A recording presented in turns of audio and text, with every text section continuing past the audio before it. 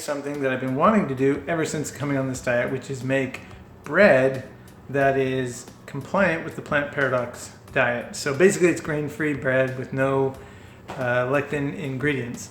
I got this recipe from my coworker Tish, thank you. I think it was originally a recipe she found online that was pretty close, but it had some chia seed powder in it, which has a lot of lectins, so we're just gonna replace that with an egg. So this bread is made basically with 3 flours, coconut, almond, and arrowroot flour, and then just has some other basic ingredients. Some yeast, egg, psyllium husk powder, and some maple syrup or honey. But I'm going to use this Canadian maple syrup. Thank you to my Canadian friends for bringing that to me. So let's go ahead and get started. Okay, so first of all, we're going to do 1 cup of almond flour,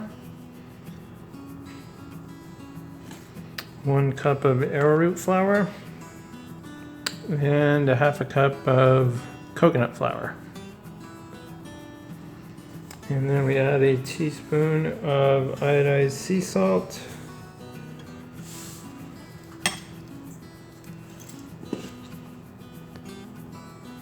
And whisk it all together.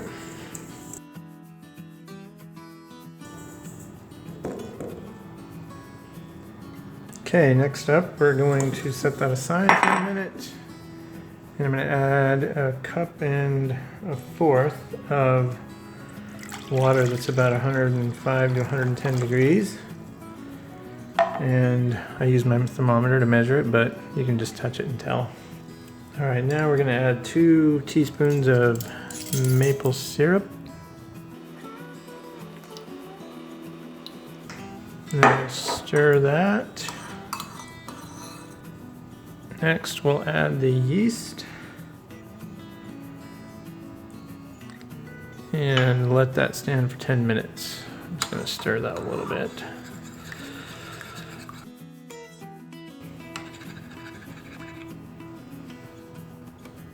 Okay, it's been 10 minutes and you can see that the yeast is foaming, so that's good. I don't have to start over.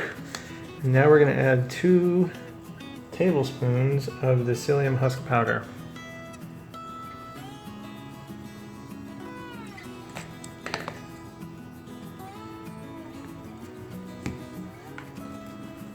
We'll stir that in. I'm actually going to whisk it here with this whisk.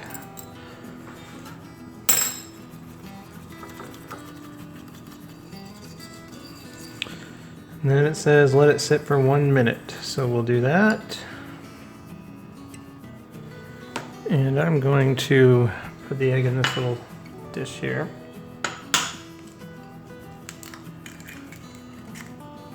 Well, that's nice and thick. So I'm going to whisk this egg if I can, and then add it in. Just want to break it up a little bit. There we go.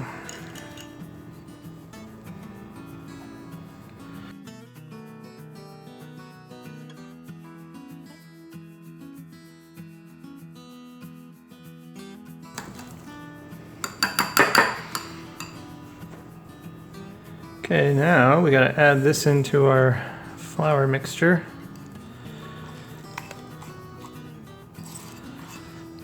And stir with a wooden spoon.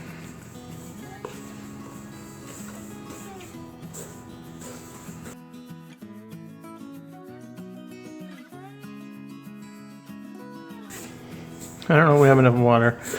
Might need to add just a titch more water.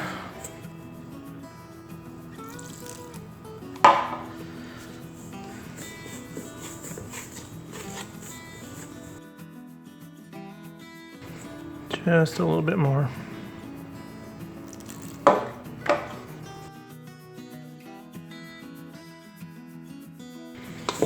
Okay, now we can knead this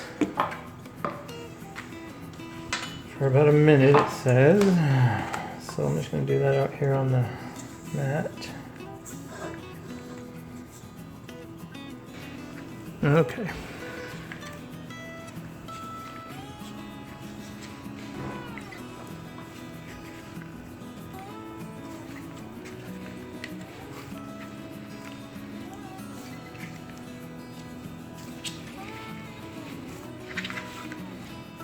kind of sticky, but I think that's how it's supposed to be.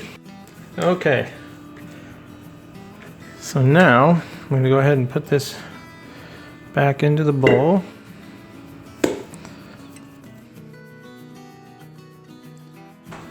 And I've got a damp towel here. So I'm going to cover that up and let it sit for about an hour in a warm place. Okay, so it's been an hour and the dough has started to rise. So I've put the oven at 425 and then I've put a stone baking thing in there to preheat with it. So the next step now is to check the dough. Let's look at it here.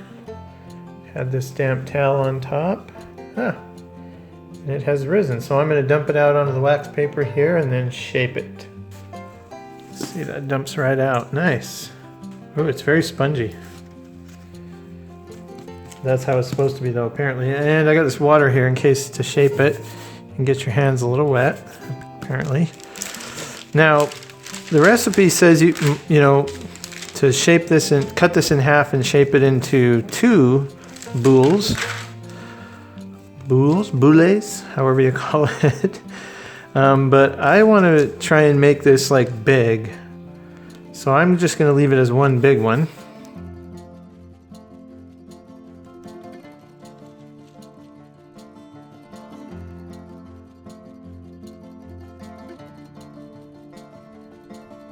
Okay, and then to give it a nice golden crust, they said to brush it with just an egg yolk and a teaspoon of water. And we'll just brush this thing. And of course, if you split this in half and make 2, you can do it on both. I was curious about putting this in a bread pan just to see if it would square up. But I'm just gonna make the boule, or however you say it, boule. I don't speak French. And this should give it a nice sort of sourdough-like crust, apparently. So we'll see.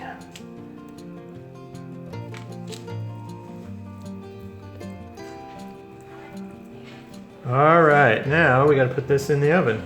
All right, so I'm just gonna take this. Just like that.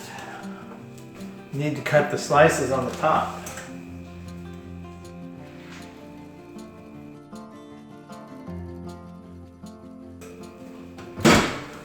Okay, now it says to bake that for 35 to 40 minutes, so I'm going to put it on there for 35. So, according to the recipe, it needs to cook until the internal temperature is somewhere between 205 and 210 degrees. So, I may use my trusty meat thermometer to test it. I don't know if this is going to work or not. And it's been in there 35 minutes, so we'll pull it out. Oh wow, that looks nice. Very browned because I put a lot of egg on it. It smells really good. What do you think? Smells good. All right, I don't know if this is gonna work or not. This is a meat thermometer, so it probably works way different.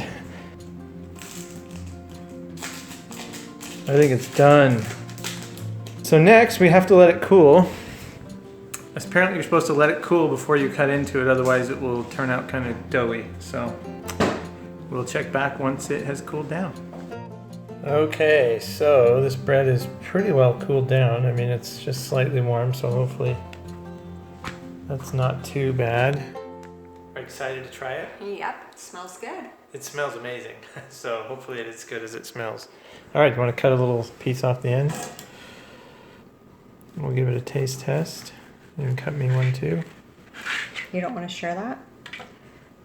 So look at the inside. Wow. It does feel like a little doughy. I wonder if I cut it too soon.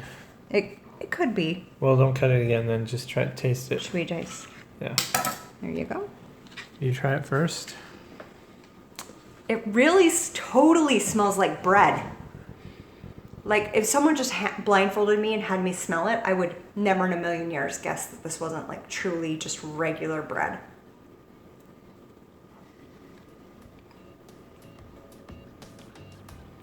The consistency is a little bit different.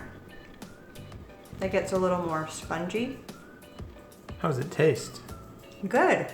It tastes really good. Where are you looking? Sorry, I'm really tired. I'm like staring off into space. Yeah, it's really good. I really like it. Like you just eat it plain? Yeah. You did a smell test. Oh wow, it does smell like bread. Like it smells exactly like bread. Don't you think? Well, it is bread, sort of. Well, I mean like, do you see what I'm saying about the spongy taste? How it's like a little bit, not bad. It's not a bad thing, but it's just a little, and maybe it is that it's a little bit warmer, you know? I think it tastes great. To be Yeah, honest. it tastes amazing. Like I've had gluten-free breads and stuff, and they taste like cardboard. Yeah, This actually tastes like tastes good. pretty darn good. I'm excited, but we'll have to see if it is a little damp, and I probably should have waited until it was all the way cool because that was the instructions. But it's dang hard when it smells so It good. smells so good, especially when you haven't eaten bread for so long. But I love that it's like not as hard as sourdough bread, but it's tasty to have that crust on the end. How's that crisp? So, our next video, we're going to use this bread to make Something amazing. something amazing. And that's just tasty bread. That's super amazing because bread, I think, is probably one of the biggest things that you give up with this diet that people love. That would be the one thing that I think if people are like, if I could have one item back, it would be bread. And the best part is, it was really easy to make. Yeah. Because I'm not very really simple. a bread maker. Jan usually always makes Oh, the I'm a breads. bread maker. Yeah. And this was super easy to make. You saw the ingredients were super easy. You didn't even need I didn't even need to use the mixer. Really? Oh no, you only need it for like 1 minute. It's super easy. I can't wait Super to make easy. it. All right. We'll see you on our next video where we're going to use this to make some avocado toast. See you then.